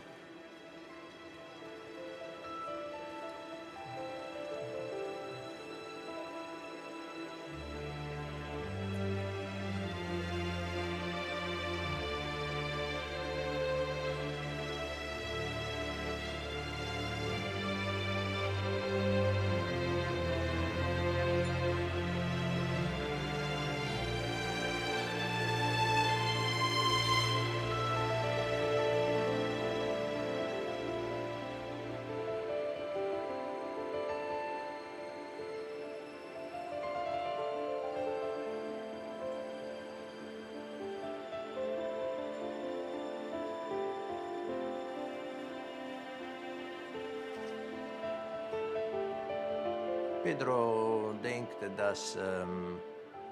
dass was wir untersuchen, rührt die Sphäre des Glaubens nicht, sondern wir vertiefen das Wissen über den Glauben.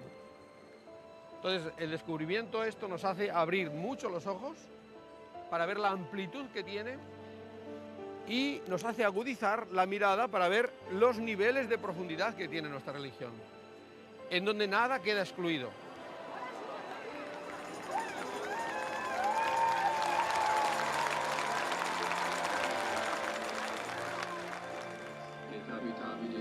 Ave Maria, gratia plena, Dominus tecum, benedicta tu in mulieribus et benedictus fructus ventris tui, Iesus. Sancta Maria, Mater Dei, ora pro nobis peccatoribus, nunc et in hora mortis nostre. Amen. Ora pro nobis Sancta Dei Geni.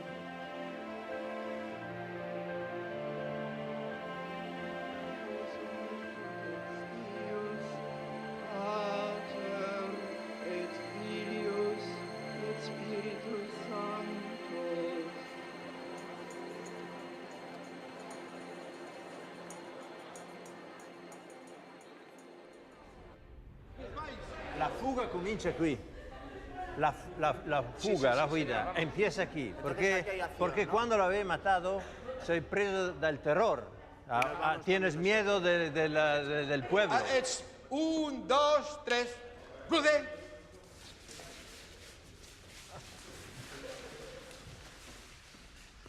Ik ga nu een fragment draaien uit de Matthäus Passion. Matthäus Passion gaat dus over het lijden van Christus. O haupt vol bloed onze wonden. Denk aan Caesar die doorstoken wordt in zijn hoofd onder andere. Dat is gewoon een historisch feit. Nummer 22.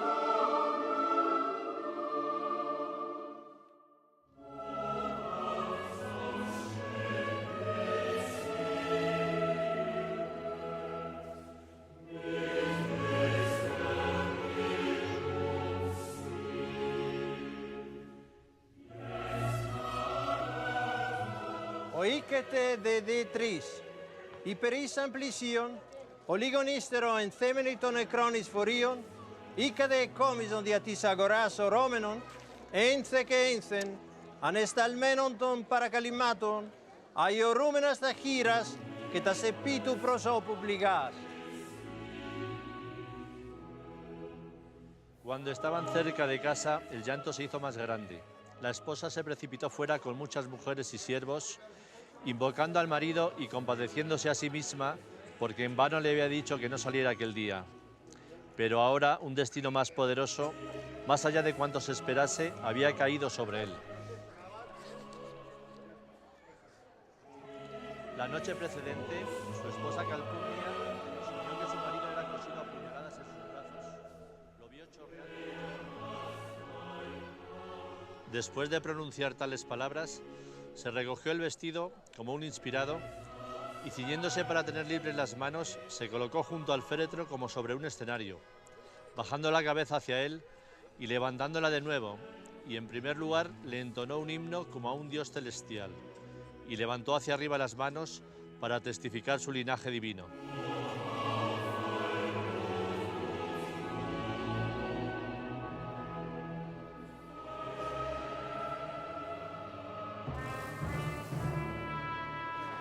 Interludus cantata sunt quedam ad miseratione et invidiam cedis eius accomodata.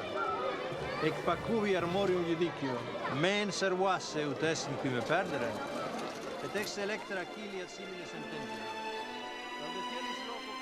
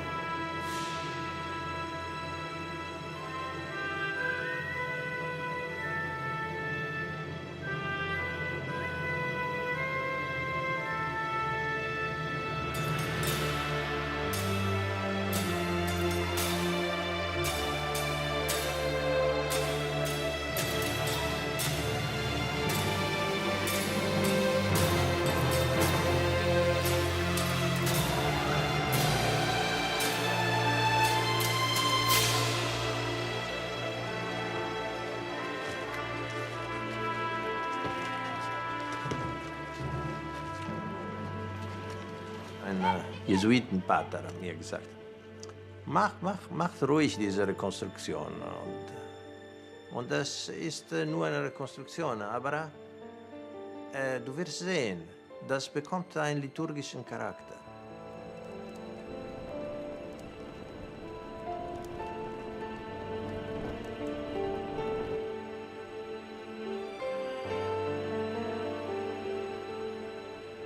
Querían unos que se le quemara el cadáver en el templo de Júpiter Capitolino, otros en el salón de actos de Pompeyo, cuando de súbito dos desconocidos, espada al cinto y blandiendo sendos pares de dardos, Se aproximaron al pie del catafalco y le prendieron fuego con hachas de cera ardiendo.